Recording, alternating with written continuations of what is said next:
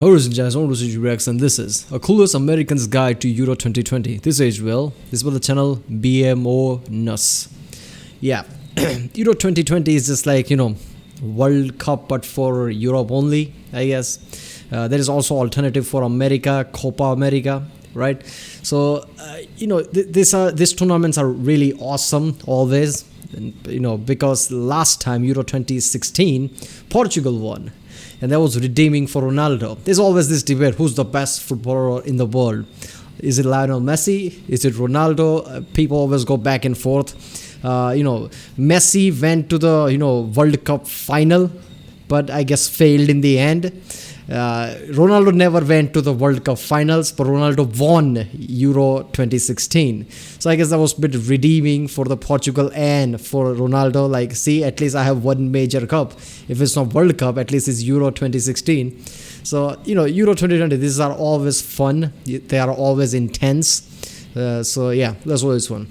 Remember, if you like my Rickson, if you would like to subscribe, check out the Rickson. There's a link in the description. Check out the cards or different places. Check out the end cards. And yeah, let's go with this one. Hello there, fellow American. I see you might have heard about this Euro tournament going on this summer. And like most Americans, you're probably asking yourself, why should I give a shit? Well, for starters, and I'm going to be honest here, you're going to need something to carry you from now until the Olympics. And that doesn't start till July 23rd. What else are you going to watch till then? You really going to watch baseball? The dog days of baseball? Or are you going to lie and convince yourself that the NBA playoffs are actually more interesting now that LeBron is out? A new team is going to win. I'm really pulling for the Utah Jazz. Yeah, it's slim pickings out here for sports. But, yes. I think you should really watch this and get into football, because this sport is played by, I guess most countries, or this is the biggest sport in the world, let's just say. I know you call yourself, your, American football World Series, but it's just played by your country and maybe Canada. This is a sport that is literally played by, I guess, everyone from all continents. So it's a major sport.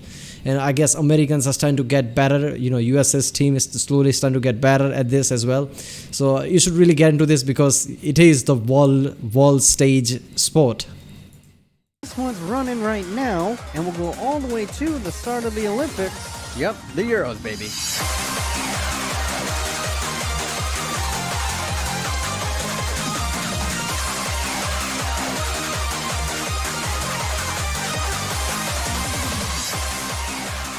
What is the Euros? Remember all the main countries that you learned about in social studies? Yeah, you take all of them, and then you have them battle it out in a Naruto-style tournament arc. And if there's one thing we Americans love, it's a good tournament arc. March Madness, the Super Bowl, the Bachelorette, all the drama, the high stakes. And that's what the Euros has, baby. It has all the drama, it has the high stakes, and national pride on the line. You think Knicks fans chanting Trae Young is balding was savage? When England plays Germany, the English fans chant, "Everyone who won the war, stand up." That is some next level insults that you just don't get in American sports. It's dope. Yeah, Top Gear was really famous throughout the world, especially in USA too, right? So most people would know about Jeremy Clarkson, how he constantly brings up the war. So does James May. That's not their thing. That's whole British thing. They bring up the war all the time. So when you have gun laws, where you're from, and you know that nobody's carrying guns, I guess insults gonna turn up all the way to 11. They are really savage insults. Hope, son. And yeah, it's soccer. I know as a nation it's growing here, but still the majority of us haven't quite warmed to the sport yet. But hey, you probably didn't give a shit about F1 until Netflix made a TV show about it, and now a lot of us have grown to like it. So why not dip your toe into the most popular sport in the world? And 2021 is as good a time as ever to get into the beautiful game. But my fellow American, I don't know the difference from a Euro to a Euro. Which team/nation should you root for? And what the fuck is an offsides? Well, have no fear, because I was once where you were, and have grown to love this game. And like Yoda did for Luke, I shall guide you through the weeds, cut through the bullshit, give you a quick Spark Notes overview, and by the end of this video, I guarantee you will be primed and ready to watch the Euro 2021 tournament. Or is it 2020? I don't know. Just call it Euros. Yes, this is an American's guide to Euro 2021. All right, so first off, what is a Euro? Essentially, it's the World Cup tournament, but the only nations allowed to participate are the colonizers. I mean, Europe. These Same are the thing. teams eligible. Yay! And these are the teams that made it. Aww. And these teams are the favorites to go far. Yeah. Now, statistically, if you're an American watching this, chances are you might be white. And if that's the case, it makes choosing a team a little bit easier because you got a shot of your old country playing in the tournament. And if that's the case for you, congratulations, man. I'm happy for you and savor one of the few forms of white pride that hasn't been canceled in this country. Yeah, enjoy it while it lasts. Ah, well, let's shit. say you're a white guy, but you're some mangled mutt, like just made up of a bunch of different European nations. Who do you choose then? Well, my pale friend, you have it the best. Here's what you do. You simply watch all the countries you're from. Enjoy it. But the key is that you don't announce who you're really rooting German for. part See who's wells. the strongest of all the countries you come from, and then you come out and you act like you've been supporting them the whole time. You get the best of all worlds, man. Let your DNA battle it out for your support. 6.2%. So let's say you don't got a country that made it into the final tournament. You are, for lack of a better term, a neutral. You don't have any connections to these countries. Who should you root for? Well, in my opinion, as a default, I say you root for England. I know. They are our weird cousin, but hey, at least they're cooler than Canada. And you gotta admit, there's a familiarity there. They invented English, we perfected it. I mean, for Christ's sakes, who pronounces aluminum like aluminium? Oh my god, you sound like an asshole. You sound like an asshole with the Clarkson face, yeah. It is aluminium. Is it aluminium or is it aluminum? Yeah, it's aluminium, come on. I'm just joking. It is a little weird though. But the main reason I think people should root for England is because if there's one thing that Americans love, it's a trashy train wreck. You just had an abortion? Twins? Yeah, double homicide. What? And England always seems to be wrapped This is just a double homicide. What the fuck? up in some type of controversy. Or controversy, as they like to say over there. But yeah, England weirdly loves to destroy their own players. I mean, tabloids, media circuses, personal lives, and dirty laundry, all out for the world to see. It's so messy.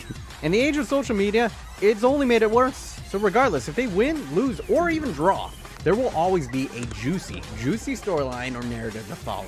And this time around, they also happen to have maybe the most talented team in the entire tournament. Yeah, seriously. They're that loaded. They have an embarrassment of talent, oozing from every single position. Seriously, this time England does have a good team. I mean, they don't win too much, even though it feels like this time they should, right? I mean, there would be something if they won this time, but I don't know. I feel like in the end, when it seems like they are about to win, something will happen and they'll lose. That's just, I guess, it's a curse or something. They are co-favorites to win the whole damn thing, and these expectations terrify the shit out of English fans. Because the second thing that you need to know about England is that they have a long and prestigious history of choking it at every major tournament. Seriously, You think it's this a is the curse. first hyper-talented England team?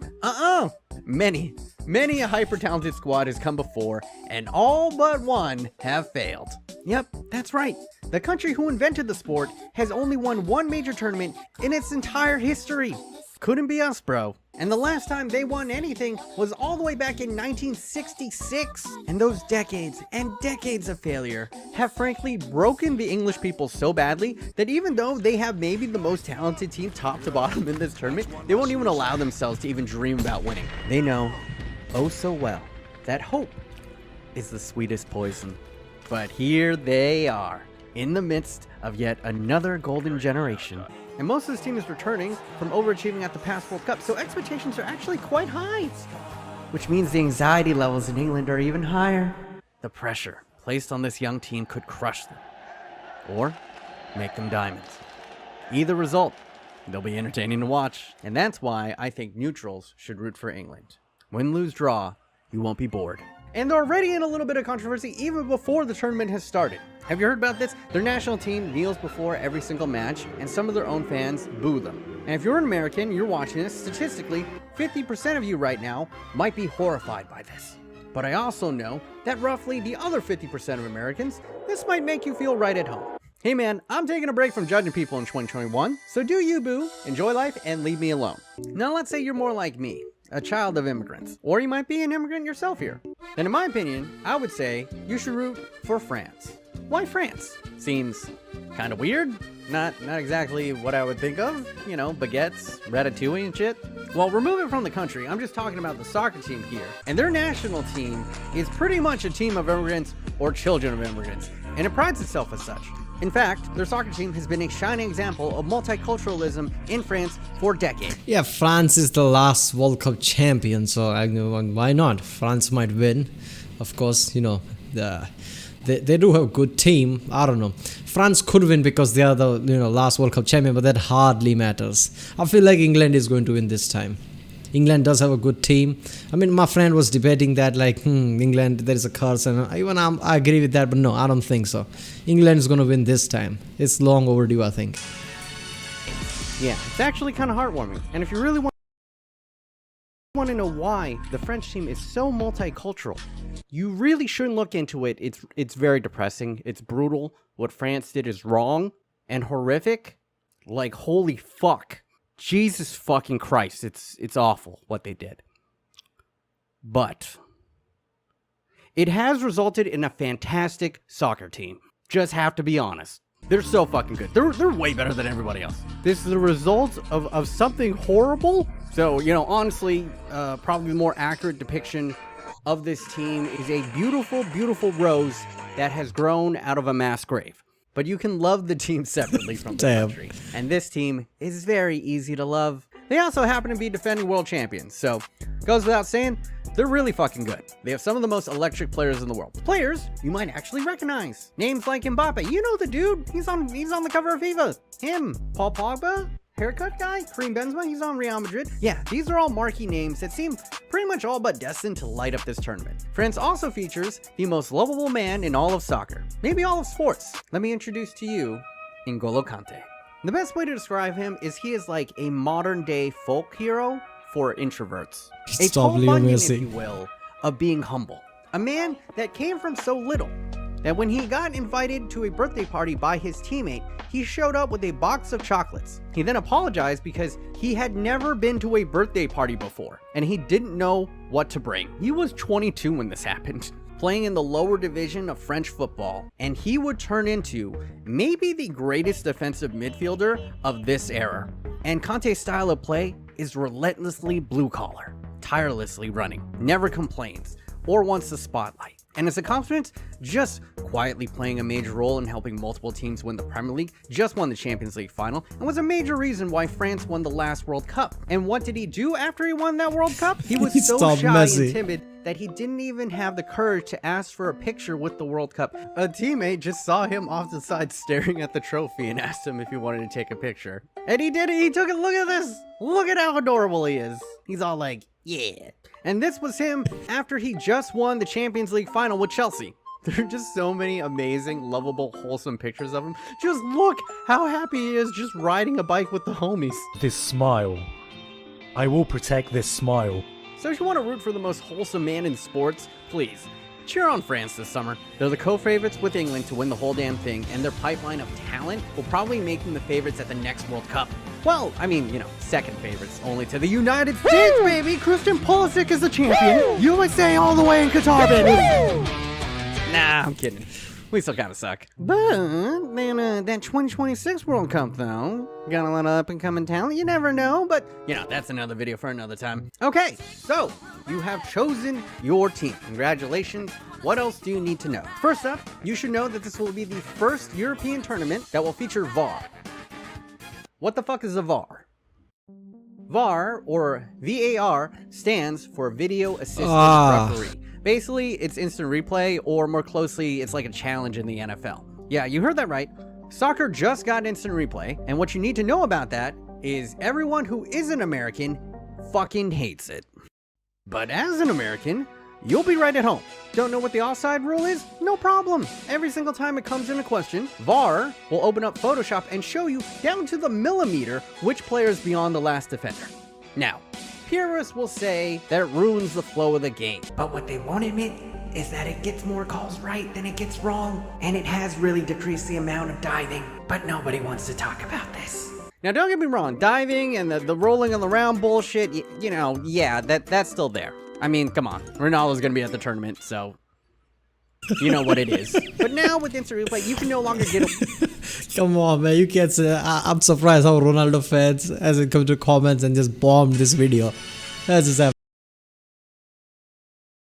replay. You can no longer get away with like the insanely egregious ones. And it's annoying, but I mean, come on. If you watch LeBron James for any point over the past decade, you're used to this level of flopping by now. So next, let's move on to the rules that Americans tend to struggle with. Offsides. After VAR, no one really knows anymore. Handball. After VAR, no one really knows anymore. Penalties.